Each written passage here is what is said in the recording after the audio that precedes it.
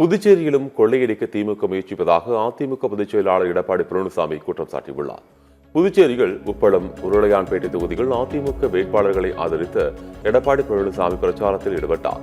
அப்போது பேசிய அவர், திமுக தலைவர் மு க ஸ்டாலின் ஒரு சுயநலவாதி என்றும் திமுக கூட்டணி ஆட்சிக்கு வந்தால் புதுச்சேரியின் நிதி சுரண்டப்படும் எனவும் குற்றம் சாட்டினார். மத்திய அரசுடன் பேசி புதுச்சேரிக்கு மாநில அந்தஸ்து பெற்றுத்தர நடவடிக்கை எடுக்கப்படும் என்றும் எடப்பாடி பழனிசாமி தேர்தல் வாக்குறுதியாக அளித்து பிரச்சாரம் மேற்கொண்டார். திராவிட முன்னேற்ற கழகம் நல்லா தெரியும். திரு ஸ்டாலின் நம்ம நாளைக்கு வருவார் நினைக்கிறேன் தேர்தல் பிரச்சாரத்துக்கு.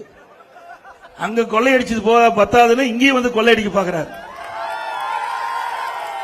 தமிழ்நாட்டில் கலெக்ஷன் கமிஷன் கரப்ஷன்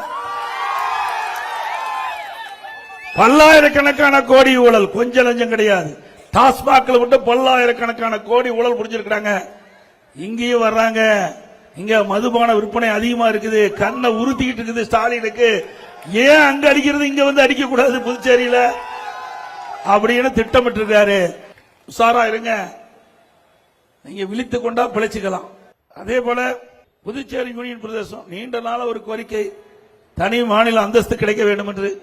அதை பெறுவதற்கு அதிமுக கடுமையான முயற்சி எடுக்கும்.